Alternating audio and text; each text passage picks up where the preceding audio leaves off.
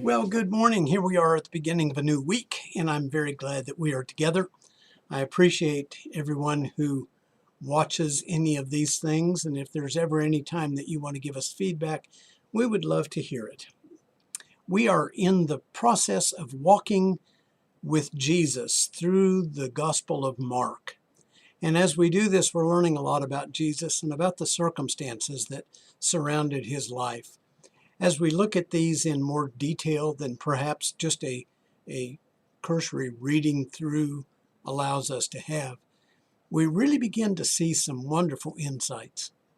This that we're going to look at today is a passage that we've already come up to Mark chapter 8, verses 27 through 30. Not a very long passage, but I'll tell you what we are looking at here in this passage is one of the most profound statements that is made in all of Scripture. It is an amazing thing for us to consider what was actually being said here. It's very easy for us to just kind of read the words and then go on, but a statement is made here that actually changed the world. And so this is what we're looking at today. I want to read you this passage, Mark 8, verses 27 through 30. It says this: Jesus went out, along with his disciples, to the villages of Caesarea Philippi, and on the way he questioned his disciples, saying to them, "Who do people say that I am?" They told him, saying, "John the Baptist, others say Elijah, but others, one of the prophets." And he continued by questioning them, "But who do you say that I am?" Peter answered and said to him, "You are the Christ." And he warned them not to tell anyone about him. You are the Christ. An amazing statement. Put it in context here. Jesus was going around. He had been teaching in a lot of places. He had certainly healed a good number of people, but the main emphasis was always on what he was imparting to them in the way of the truth. And he was teaching them in so many ways. And so he was asking his disciples as they were traveling along, "Who do people say that I am?"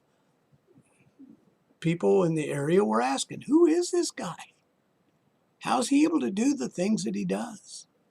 This, what we hear coming from his mouth, he speaks to us as one having authority and not like our scribes.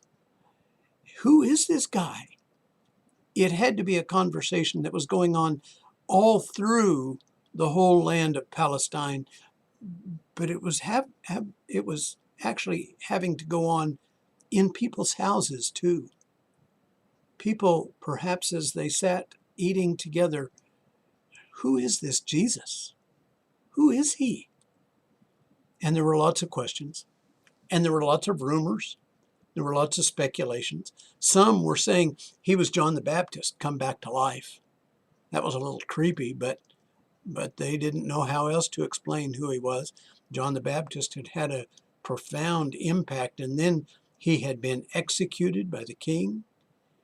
Well, certainly, maybe some thought that he was John the Baptist. Others thought that he was Elijah. You remember the story in the Old Testament, Elijah confronting the 450 prophets of Baal in 1 Kings 18? Well, Elijah was a powerful prophet and setting forth powerful teaching. Well, some thought that maybe Jesus was the re-embodiment of Elijah, or maybe he was one of the other prophets. Certainly they were speculating in a lot of ways, and the whole region seemed to be caught up in the question. But then Jesus turned that question on his own disciples, and he said, "But who do you say that I am?" Well, Peter gave the answer.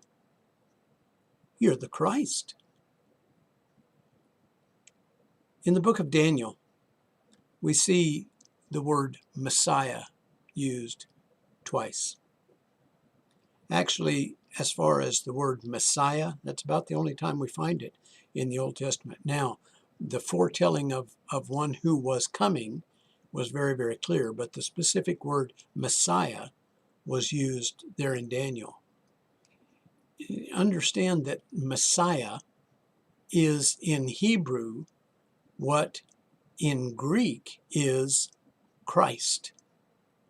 So when Peter said, "You are the Christ," he was saying, well, you're the Messiah.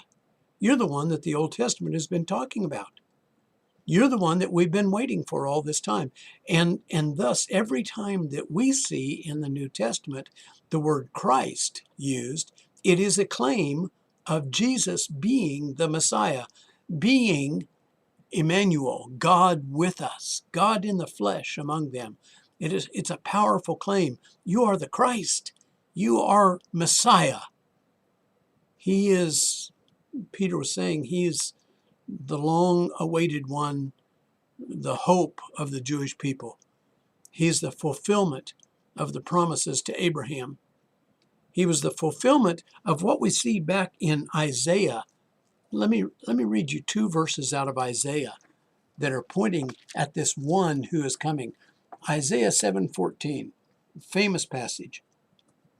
Therefore the Lord himself will give you a sign. Behold, a virgin will be with child and bear a son, and she will call his name Emmanuel.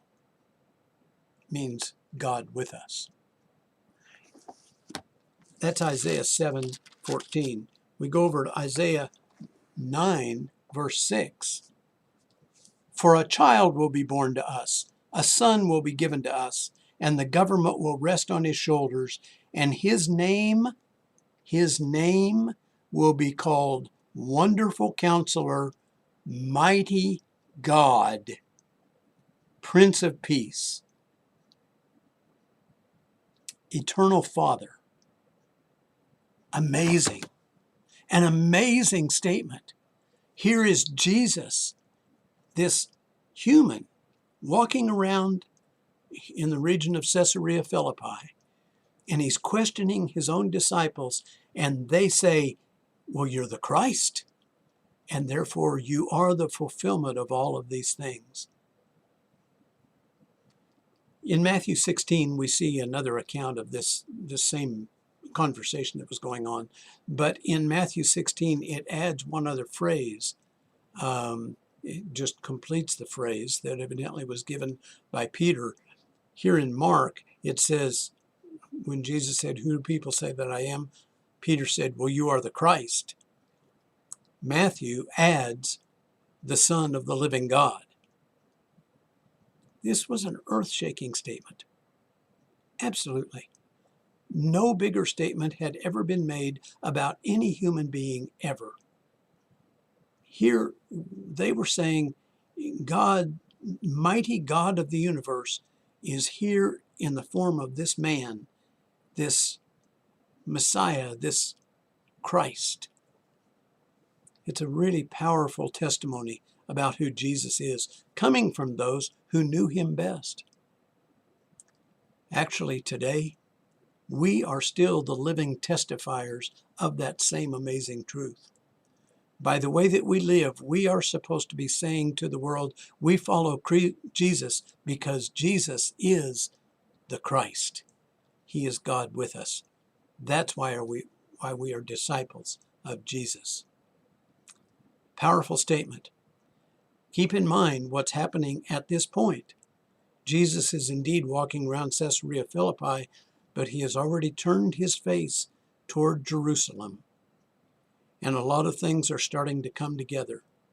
This is only days before they are going to be confronted with the awful truth that Jesus kept promising them, and we're going to get more specific about that. Jesus' time to be crucified was coming, but there was no fear. At least there shouldn't be. Why? Because Jesus is the Christ. Let's live like it today. Have a great day. Bye. They resound with God's own heart. Oh, let the ancient words impart. Words words of life, words of hope.